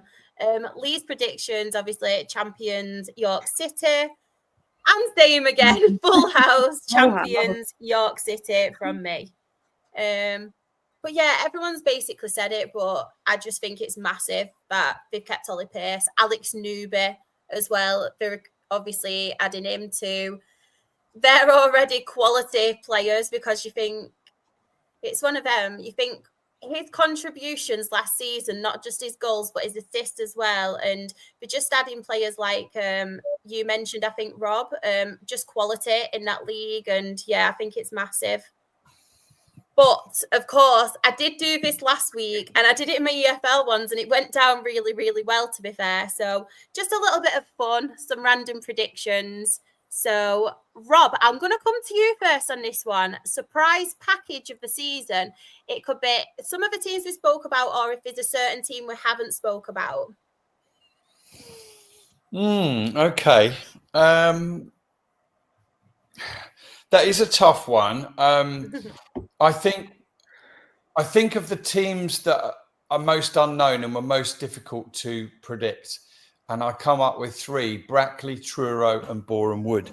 Of those 3, one of them's probably going to be finishing mid-table, one of them's going to go down, and the other one's going to somehow, you know, be hustling down those playoffs. I think they are unknown quantities, and you know, for that reason, you know, it could well be one of those. I guess because of the ASCII factor, maybe Truro, because I think everybody from the outside looking in, if they're not got the knowledge of that, say perhaps Joe's got, and to some extent Ben, because they saw him last season, they might just think, oh, Truro, that's a small club. They've come up a lot of leagues in a few years, and it might be one step too far for them. They will come up with the freedom that their whole season is going to be a free hit, just like Tamworth last year. Jen, who's your surprise package of the season? I was going to say Truro as well. I feel like a lot of people are writing them off before they've even started. Look, I know they're a part-time squad. I know they're a very small squad, but we were a very small squad. And yes, we did get relegated, but we have been small and still managed to stay up. So I think sometimes when you've got a smaller squad, it brings them more close together. There's more of like a family within the club and within the players. So I think for me, I think even though they've got long distances to travel, which you've got to put into that, I still think for me, I think they survive in this league, and I think they'll be near relegation, but don't think they'll go down. They'll just be above it. And I think for them, that would be exactly what they're looking for this season. Joe, who's yours? Yeah, a team that's not really been mentioned yet, and one that I've maintained for the last sort of 18 months is a really, really good squad on paper. So if it all comes together, sorry, Rob, but I'm going to pick Aldershot. Yeah. Yesterday I know they've got a lot of players out injured at the moment, and defensively there's always that question mark. But I've maintained that they always find a way to score goals. They've got a lot of very, very talented players who are all fairly young and are going to get better. And, Tommy, every season he's been at Aldershot, he's done something good, be it keep them up or cup run and near playoffs or win the FA Trophy. So, he's the sort of person as well that would love to prove people wrong and be that surprise package. So, thank you, Joe. Nobody's mentioned Aldershot all night, and there's some relief in that. I think last year after we lost Josh Stokes and Lauren Tollage, there were quite a few people putting Aldershot as potential relegation. They finished 16th. To be honest, it should have been 3 or 4 places higher, but as soon as they got to Wembley, all focus was on that, and they lost their way a bit in the league in the last 5 or 6 games. But I guess you could put them in with the Truros, the Boreham Woods, and the Brackleys, in that I really don't know where they're going to end up. I just know I'm going to be entertained every week, and I'm delighted. I'm delighted about that more than anything. If there's a surprise package as a player within that, there's a player that Aldershot have signed called Matt Penny, and he was actually at Sheffield Wednesday, and he was really on the rise. He was highly thought of. In fact, I've had a message from a Sheffield Wednesday fan saying that there was a point in which they thought he could be a second-tier Gareth Bale. He's obviously his career has been blighted by injury, but he could be a really good pickup for Aldershot. He could play probably either in the left centre back or the left wing back position. I believe he's played in both positions in pre-season. I don't want to put too much pressure on the guy because he hasn't really played much football in the last 2 years, but there's a very talented player there if he can steer clear of injury.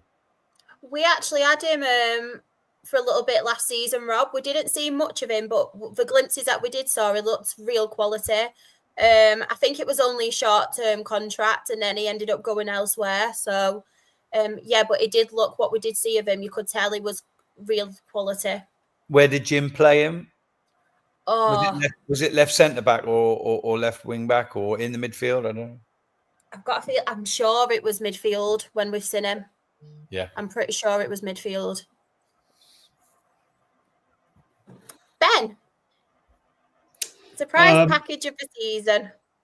I think I've already mentioned them a couple of times tonight, but I have got to go with Boreham Wood. I just feel like if in any side that, I think, as Joe was saying, I'll be interested to see how they start the season in terms of their playing style, whether they'll go back to what they made them successful for the first maybe half of the season, or go back to what the last 10 games did for them. Because obviously when they played us and we beat them 4-0, it was just still playing it all the way from the back, doing typical Luke Garrett ball, and then all of a sudden they've just come up with this whole new philosophy and it works for them. And they scored a lot of goals for it. And I feel like if they do start with that, I think if you start with how you finished, then I think that sets the tone for them. And I think the players they've brought in really good signings and players that know the level as well. It's not untried ones. Yeah. And obviously there are some ones, that haven't really been given a chance at this level. I just feel like, that's why I wouldn't have put them in the playoffs otherwise if I didn't think they were going to be, be the outfit, to be honest. And Luke Gower knows the division. He likes that. I mean, it is that question mark if they look, are they going to be down near the bottom again? But I think because they're on such a high now after promotion last year and the feeling of it and feeling like they've got back to where they should be now, they can sort of kick on again as a club. And I know Danny Hunter, the owner, will still be very keen to get him into the EFL. So with that squad they've got, I think they could cause a few upsets this year.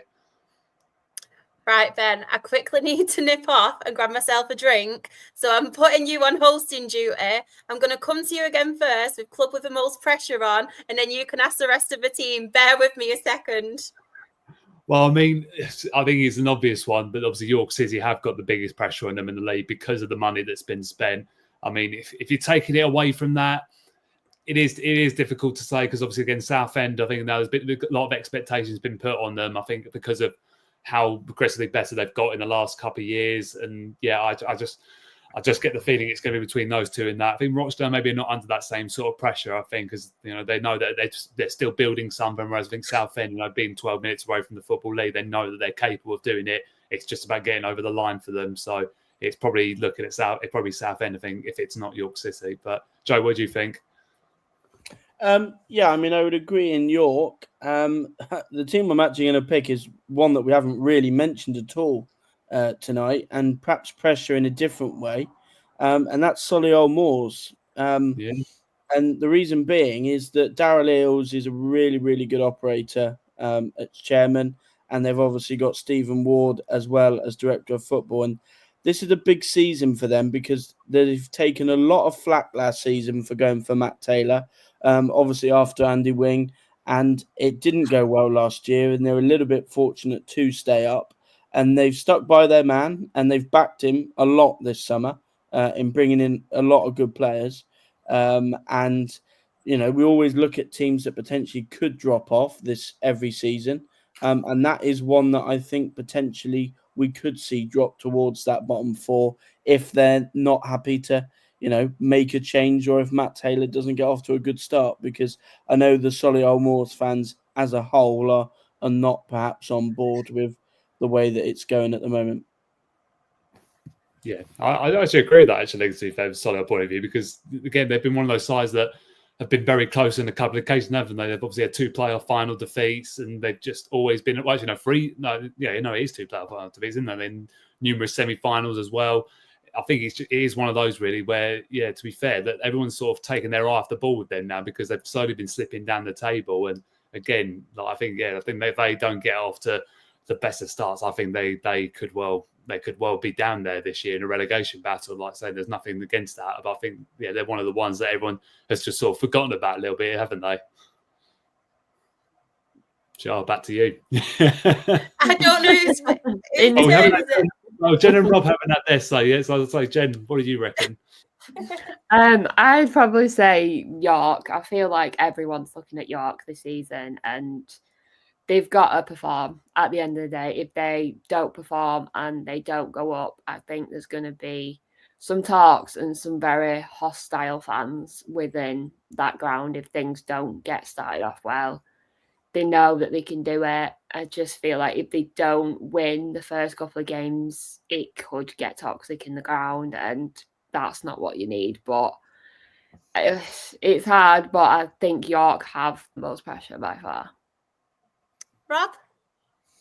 Yeah, I won't elaborate on York other than to say it's an obvious answer. And anything less than first place is unacceptable. So that applies pressure. I'm gonna twist the question a little bit to come up with a different answer though, and it's a horrible kind of pressure. And Jen knows what I'm talking about. A different sort of pressure.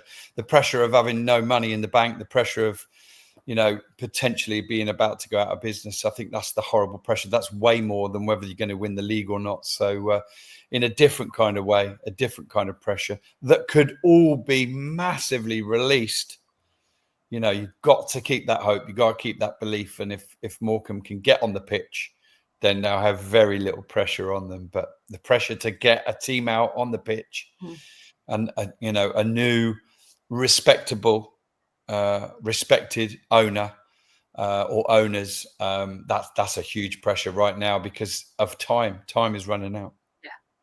Time is running out. We have less than 2 weeks now for him to sign the paper. A lot of people are saying he's going to sign it, but he's going to wait until the 19th or the 20th to the final minute.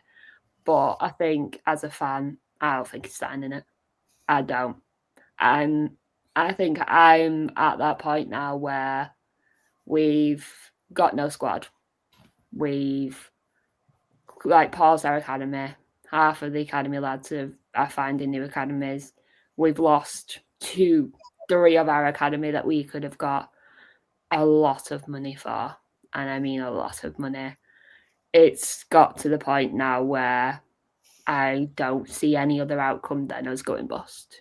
In plain and simple, I just don't know how he sits there and he's okay with himself in doing this. I have a friend who was, or still is, a Worcester Rugby Club fan, and she has spoken to me countless times saying she knows exactly what it feels like because she's been there.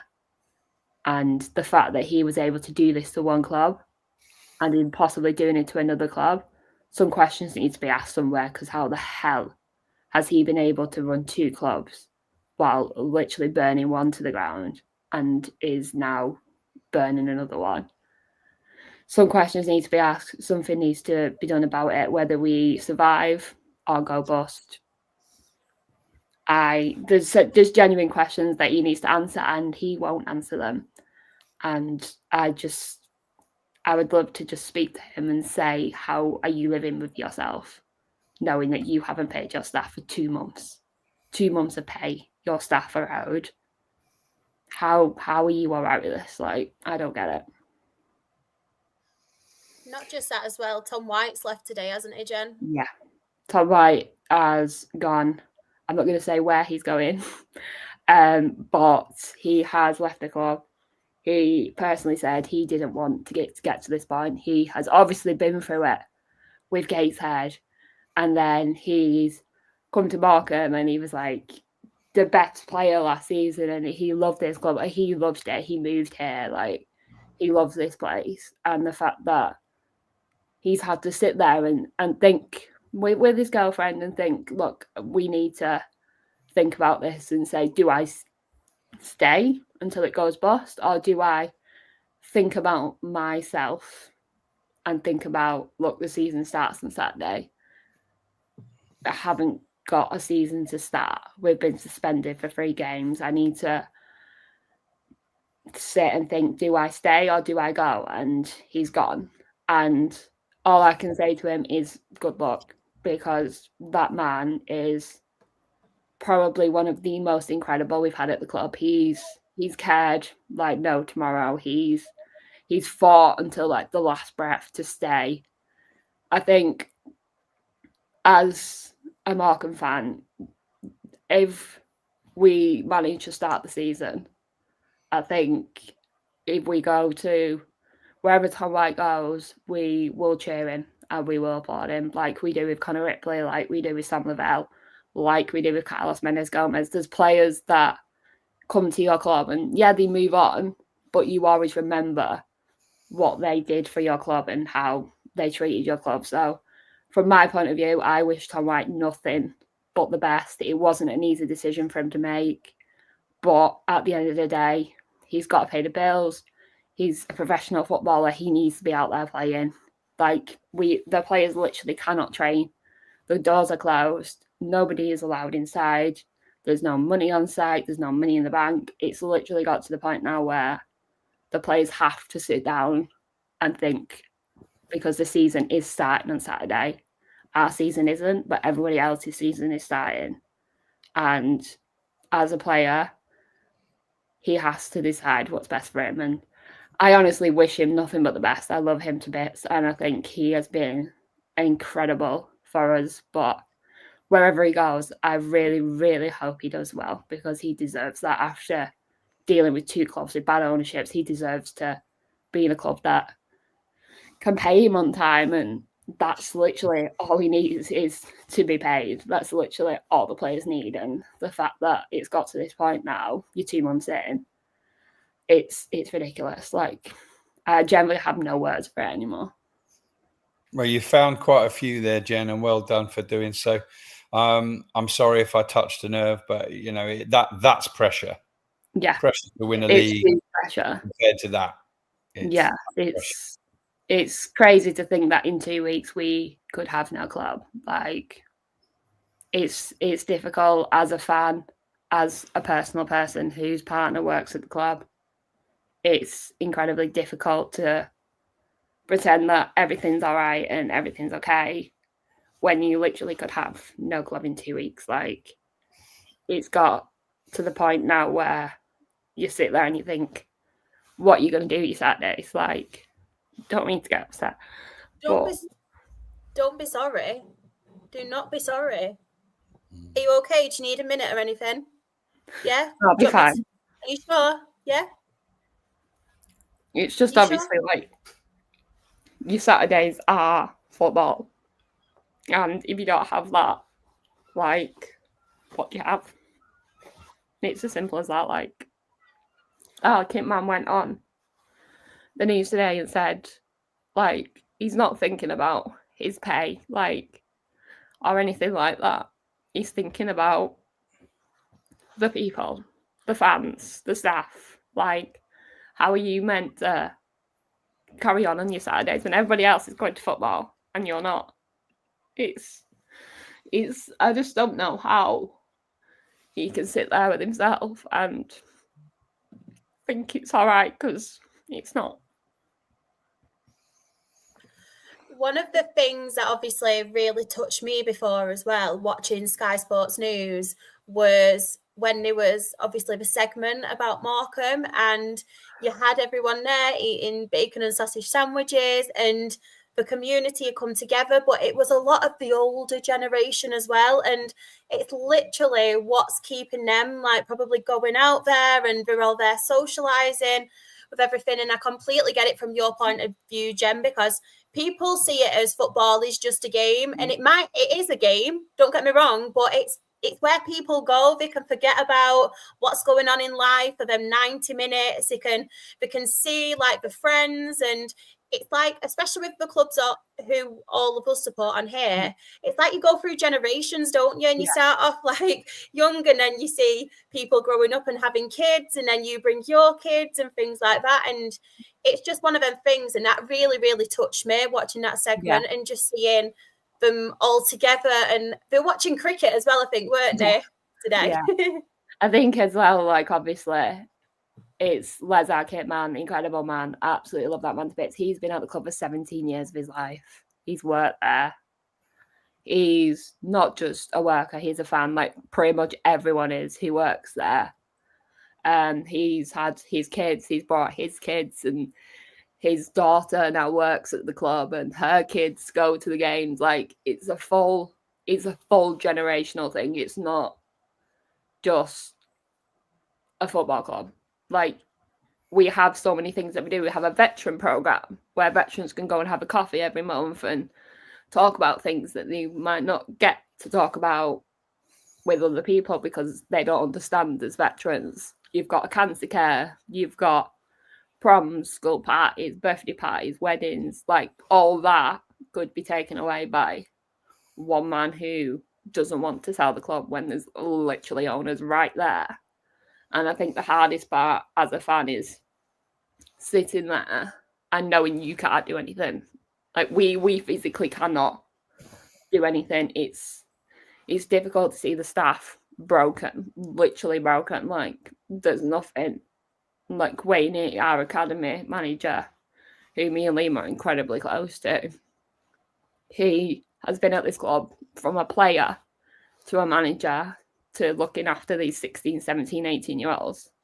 How do you turn around to these kids and tell them that you can't go to work, you can't play? Like, we've lost quite a few of our academy already, and they're all such amazing boys, and they deserve nothing but the best. But it's heartbreaking as a fan, but even on a personal level, to see how destroyed Liam is, like literally destroyed, is the most frustrating thing. Because I'd love nothing more than to sit Jason down and say, this is what you're doing to people. Like, you've not paid your staff for 2 months. They've got bills to pay, food to put on the table, cars to run. If you've got kids, you've got 6-week holidays that somehow you've got to find money for. But yet he's off on these jolly holidays, and he's not sitting there talking to Punjab and sorting it out. He just doesn't care. And I think that's the hardest part for us. Like, we've had so many incredible memories. Like, we had Chelsea this year, and now that just feels like, what was the point? Like, it feels about a year ago since we had Chelsea away, because we're now stuck thinking, are we going to have a club to go to in 3 weeks' time when we have that suspension? Are they going to expel us? Which they probably will. But my question is, like, how have we got here again? How are we in this situation where it's happened to Bury, it's happened to Macclesfield, it nearly happened to Reading, it's now happened to Morecambe, Sheffield Wednesday? How are we still in this situation where clubs are fighting? And I must say a huge thank you to Sheffield Wednesday fans, because they have been nothing but supportive towards Morecambe fans, and we have done exactly the same to them. And I urge anyone who doesn't know to go and look up Sheffield Wednesday, because they are in just a bad situation as we are. But I'd love to know, how are we in this situation when you said you never wanted another Bury, and now we're in this situation where we could have no club in 3 weeks? Like, how are we here again? I just don't understand. Something needs to change. And whether it changes after we got Boston, we never see another club like this again, then that's what it'll take for us. But I think as a fan, we've got to hope and pray he does the right thing. But I just, like me and my friends have said, I just don't see him doing it. I don't see him signing it over to Punjab at all. Jen, we hope, of course, that Morecambe do come through, but I'm pretty sure I speak for all of us that one thing, if it does end up with the nightmare scenario, I'm sure every one of us on here and more would love to invite you to our club as a guest at some point, to just come and keep enjoying your football. But obviously we appreciate no other club is going to replace Morecambe for you. But let's not give up hope. Let's keep trying. Thank you for articulating everything. And Shah, we should probably difficult, isn't it? It's really difficult to move on. It's awful. Honestly, it's awful. Especially this next one as well. It's not exactly like a positive question, is it? First manager to be sacked. Who wants this one? I don't know if Joe, you and I have got different ones, haven't we? Yeah. I think originally I went with the same one as Rob, and obviously he'll elaborate on his. But I've gone for Kelvin Davis. That was mine. Oh, okay. Never mind. You go for it. We're on with the same I'll one. just follow you again. All I've been doing all night. No, the only reason I say that is because that's not the one he picked yesterday on our own pod. I did. I picked him. You picked Sam Cox, didn't you, or not? No, I went. I'm going to check it out.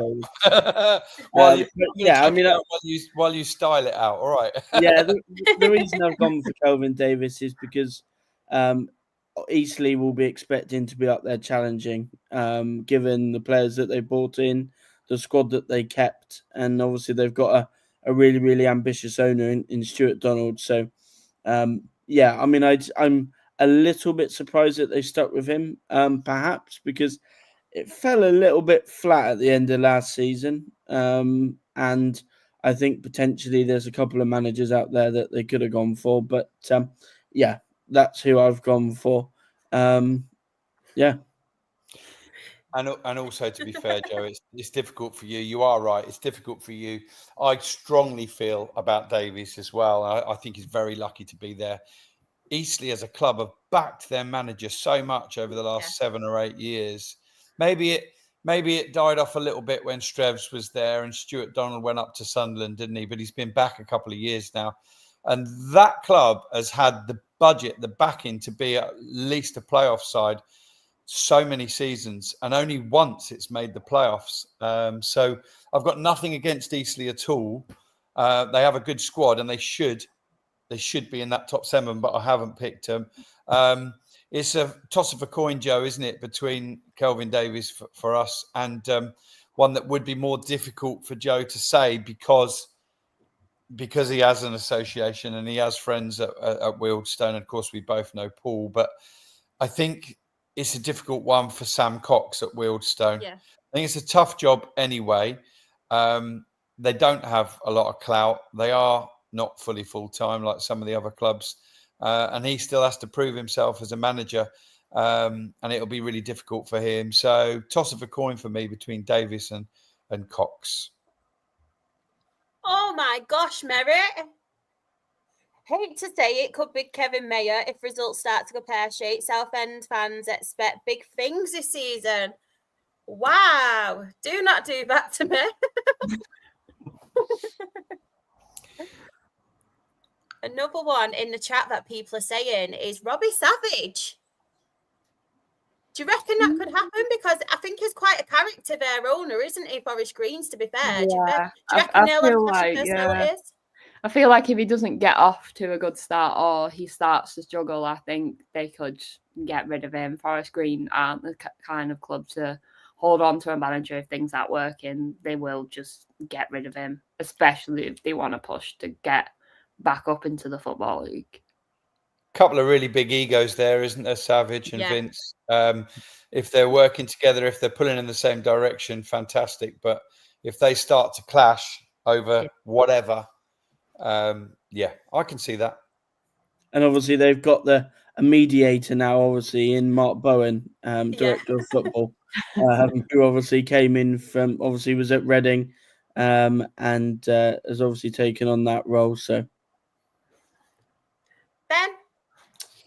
I would say I would have toyed with the idea of Robbie Savage just because of the clash of personalities, but I think I've probably got to go with Steve Pitt at Braintree Town, just because Braintree don't seem to have always the best patience with managers. I mean, you look obviously last year with, getting rid of Angelo Harrop.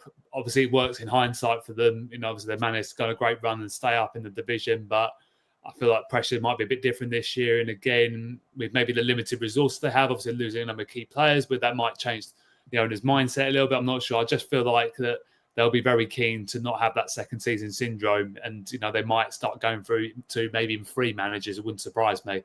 I mean, he's done remarkable, Steve Pitt, at Braintree, again, for the task he was given. And, he inherited what was on paper a good squad. But I just feel like the pressure might be a bit different this year. And if they don't get if they're up to the first poor month of the season, I could see him sacked quite early on, maybe like mid-September, to be honest. But then again, if he gets a couple of wins in, it might keep him going for a while. But Steve Pitt's probably my pick for that. Right, next one, top goal scorer. I'm going to come to you first, Jen. Who have you got in mind?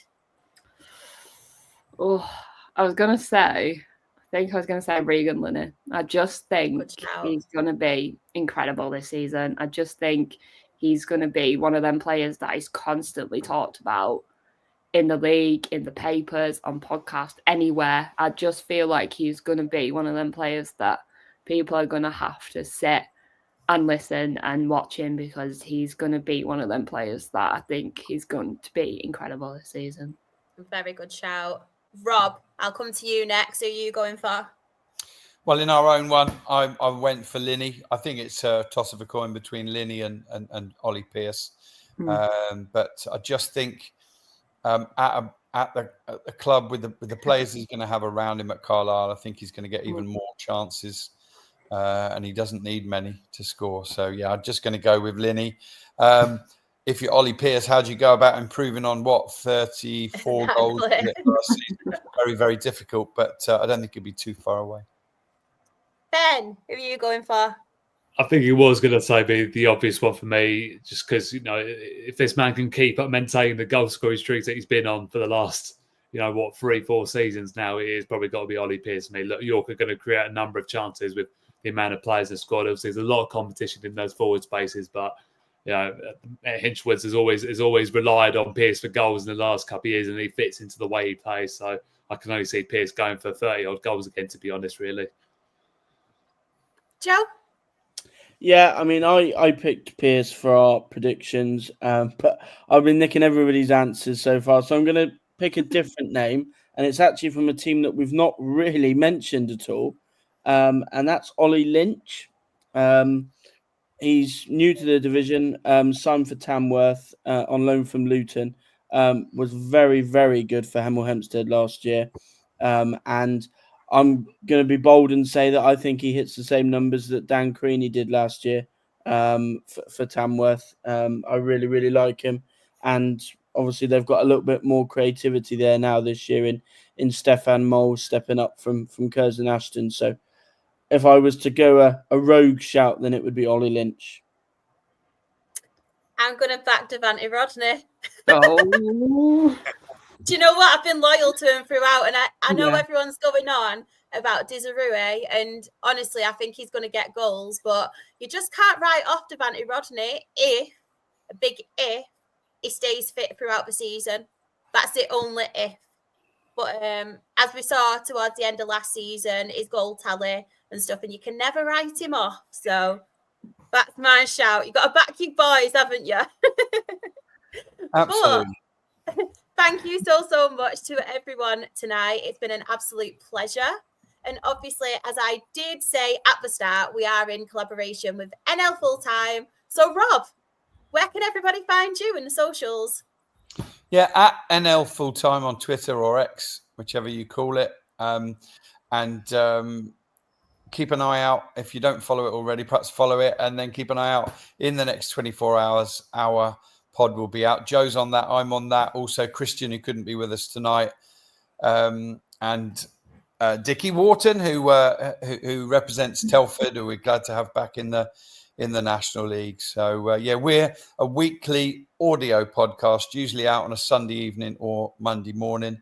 And it dovetails really nicely with this one, because the thing that Joe and I have said we love about this one is we get that immediate interaction, don't we, through the chat. We love it. Also, will you be doing the Twitter Spaces again with Luke? Because honestly, that was my therapy last season when I used to come and talk to you guys. Yes, we will be doing those as well. Luke's a little bit scattergun with the way he goes about it. So it won't be a regular thing. But I did also tell him, by the way, what you'd said previously, that we ought to have him as a guest on this podcast. And yes. He's very happy to come on and talk Halifax Town. And he's also, I'm really glad to say, negotiations have gone well, and he won't be doing Monday nights at 8:30. All right. So, oh, bless him. I love Luke. I tell you what, to see how young he is so good at what he does. He's absolutely brilliant. So, yeah, massive respect to Luke. And Joe, obviously, you're part of NL Fulltime. You have your own work as well. Where can everyone find you? Yeah, I think this is probably my third year, is it, Rob, on NL Fulltime? Obviously my own blog, Off the Line blog, at that on Twitter. We're a little bit quiet at the moment because we're still trying to finish off our 1 to 24s. Yeah. And you tell them about your book, Joe. Again, go on. Obviously my book, Diamonds in the Rough, came out a couple of weeks ago. For anybody that is listening that happened to be listening to the radio earlier, they would have heard my voice as well. So apologies to them if they are listening, because they've listened to my voice all day. So obviously not doing too bad with that as well. Jen, where can everybody find you? So it's JenHun _ on Twitter, Instagram, TikTok, all them places. You can also find me and my friends on Girls in the Grandstand, covering all things F1, which should be an episode out either Wednesday or Thursday. just because I'm out at the terrace event tomorrow. So I will not be editing tomorrow. I will be getting myself a new shirt and probably a few other things as well. But yeah, other than that, you can find me on Twitter, where I'm mostly active at the minute on there, posting about everything that's going on and reposting. And yeah, just repost, share, do what you can. These next 2 weeks are vital for us and the fans and the staff. So just share and repost as much as you possibly can. Do it, everyone. I've told you. Ben, where can everybody find you? God, everyone's had so much to plug in and everything like that. Just keep it simple. Ben's one on Twitter. So this is my media way for the week and that. Don't do too much otherwise. So yeah, Ben Soames FC 1. I'll start moaning again from Saturday. Starting away to Hemel Hempstead, our favourite team, Shah, I know. So you said it wrong. You and Joe above said it wrong tonight. Hemel Hempstead. Sorry, we're on manners. Begins with an E, doesn't it? Emil. Exactly. Thanks, Rob. Now I'm going to start putting it in the tweets on Saturday, and I'll be blaming you for it personally. I'm sorry. And if anybody does want to find me, I am Shah X REFC. That is on Twitter, Instagram, TikTok. My Her Game 2 stuff as well is Rochdale HGT on all of them socials. And of course, the main ones. We are the Absolute Football Podcast, and we do have 4 live shows a week, all at 8:30 on a Monday, Tuesday, Wednesday, and Thursday. On Twitter, we are Absolute Ball Pod. On YouTube and Twitch, we are Absolute Football Podcast. On TikTok, Absolute Football Pod.